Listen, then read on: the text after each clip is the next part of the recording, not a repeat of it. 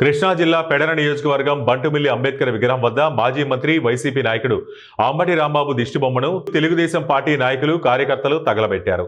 గుంటూరులో వైసీపీ నాయకులు మాజీ మంత్రి అంబటి రాంబాబు ముఖ్యమంత్రి తెలుగుదేశం పార్టీ నాయకులు నారా చంద్రబాబు నాయుడుపై చేసిన వ్యాఖ్యలను తీవ్రంగా ఖండించారు.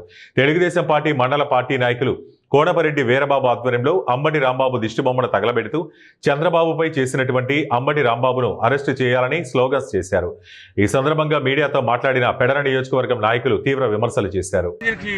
ఆయన మీద మీరు వేసినటువంటి నిందలకు కానీ అపనిందలకు కానీ ఆయన సమాధానం చెప్పే ఈరోజు ముఖ్యమంత్రి స్థానంలోకి వెళ్ళి మా రాష్ట్రాన్ని పరిపాలిస్తున్నారంటే మీరు సిగ్గు తెచ్చుకోవాలి. మీ ముఖ్యమంత్రి మాట్లాడుతుంటే మీరు మాట్లాడడంలో పెద్ద తప్పేం లేదు. కాబట్టి మీరు ఒళ్ళు దగ్గర పెట్టుకుని మాట్లాడండి. మీకు ఇంకా రాజకీయ జీవితం అనేది లేదు.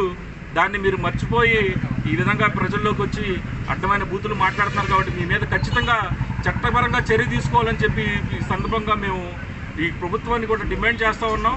ఇలాంటి వ్యక్తులను వదిలితే రేపు ప్రజాస్వామ్యంలో అభివృద్ధి కోసం పాటుపడుతున్న చంద్రబాబు నాయుడు గారు మీకు ముఖ్యంగా మేము విన్నవించుకునేది ఏంటంటే ఇలాంటి యదవలను కూడా రాజకీయాల నుంచి తప్పించాల్సిన అవసరం ఎంతైనా ఉందని చెప్పి మేము ఈ బంటుమిల్లి మండలంలో మేము మీ సవినయంగా వేరుకుంటున్నాం. ఏంటంటే ఇలాంటి వ్యక్తుల్ని మనం ఉపేక్షించకూడదు.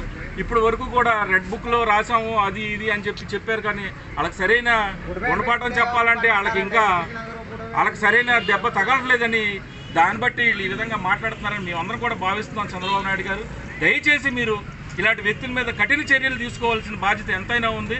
ఇలాంటి రాజకీయాల్లో వ్యక్తుల్ని తప్పించి ప్రజాస్వామ్యాన్ని కాపాడుతూ రానున్న తరాల్లో ఇలాంటి రాజకీయాలు కరెక్ట్ కాదు.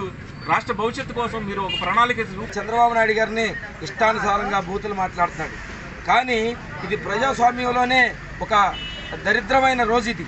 ఎందుకంటే చంద్రబాబు నాయుడు గారు అభివృద్ధి వైపు దూసుకుపోతుంటే లక్షల కోట్లు పెట్టుబడులు తీసుకొచ్చి రాష్ట్రాన్ని అభివృద్ధి చేస్తుంటే ఈ జగన్మోహన్ రెడ్డి అనే ఒక వ్యక్తి, ఒక నీచమైన రాజకీయ నాయకుడు దీన్ని పక్కదావ పట్టిస్తానికి కోసం ఇవన్నీ కూడా ఈ చంద్రబాబు నాయుడు గారిని బూతులు తిడితే కల్తీ నెయ్యి వ్యవహారం కానివ్వండి అన్నీ కూడా పక్కగా ఇదైపోతాయి అని చెప్పేసి ఇష్టానుసారంగా చేస్తున్నాడు.